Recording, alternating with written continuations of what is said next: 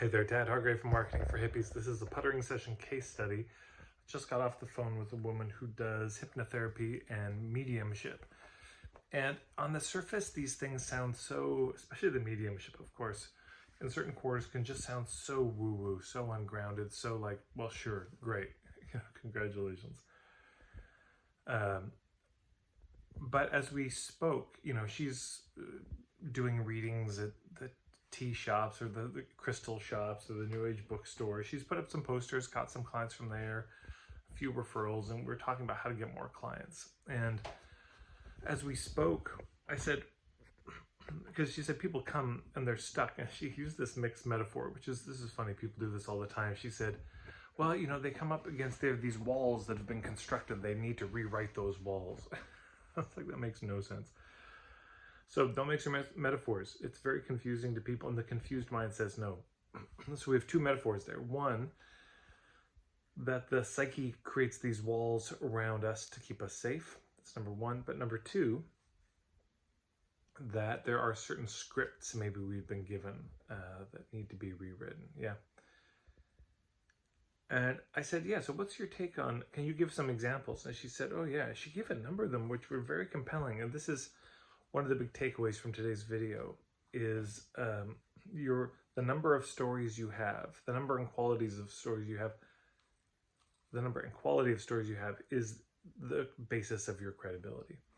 And she said, yeah, this one woman, let's see if I can remember these.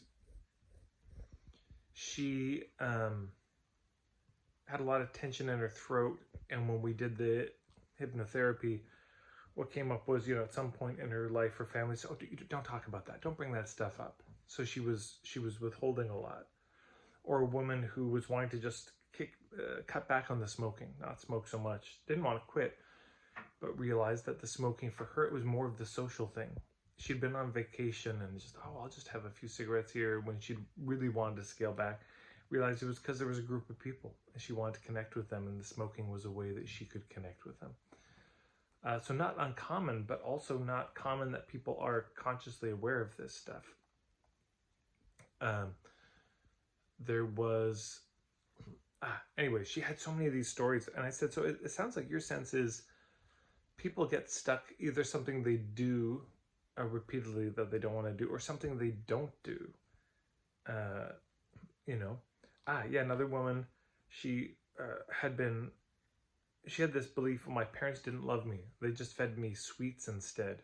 They fed me sweet food, and that they didn't love me. And that was them kind of offloading the responsibility. But as she reflected under hypnotherapy, she came to realize, oh, that's how they loved me. They didn't know how to love me any other way. They loved me a great deal, and that was just the best way they knew how to show it. Yeah. So I said, it sounds like for you, there's this sense that when people want to do something or not do something,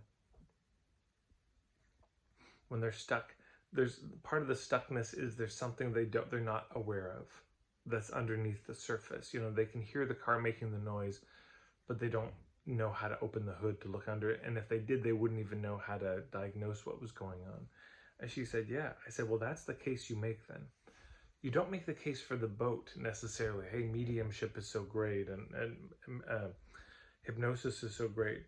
You make the case, first of all, can we acknowledge there's places in your life you're stuck? Yeah, check. So notice the logical sequence I'm starting to lay out.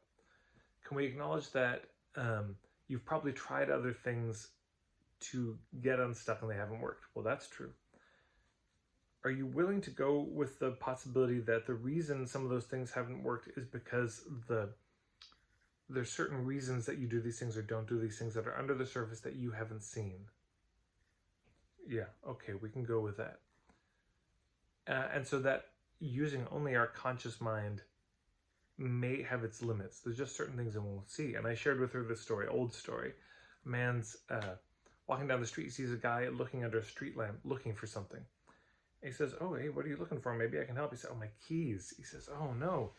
And he says, yeah, I lost my keys in my house. And he said, you lost them in your house? Why are you looking under here? Oh, there's more light out here. So we could say in this case, that light represents the conscious mind. Yeah. Has a lot of light, but that's not where the thing is. That light needs to be brought inside the house. where it's darker, which would be the unconscious, and that's what the hypnosis can be, and possibly the channeling. So I said, but could we say that maybe the conscious mind has limits? And people say, okay, yeah, I could consider that possibility. Then I said, then you make the case for other ways of knowing things, other ways of coming to things. Like 1, hypnotherapy, getting in touch with the unconscious. 2, the body, paying attention to that. 3, mediumship, that maybe there's some other forces out there that see things that we don't. So you make the case for, first of all, that there's things other than the conscious mind, and then you give examples of it, and then you share a lot of stories of it. And I said, so for the long and slow approach, just on social media, just share one story every day or one story a week, where you say, here's a client that came in, and here's how this is an illustration of that logical sequence, which you in some way reiterate every time. I said, but then you could also, for the fast approach, you come up with a presentation that other people could host to bring you in to work with their clients. So they bring you just a living room presentation. And in that presentation, you do that logical sequence and share story after story after story, example after example. And here's the thing. It doesn't just have to be her clients. It could be a story from her teacher. Oh, my teacher told me a story about working with a client. It could be from her own life. I did hypnosis with somebody, and they pointed this out, and that changed everything. But if you share a dozen stories and examples of this, here's what happens. People are sitting in the audience thinking, oh, I'm stuck. I wonder what that is for me.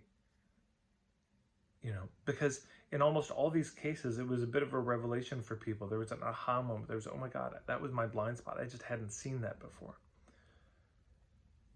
So there's a lot there, hopefully, in this example to chew on.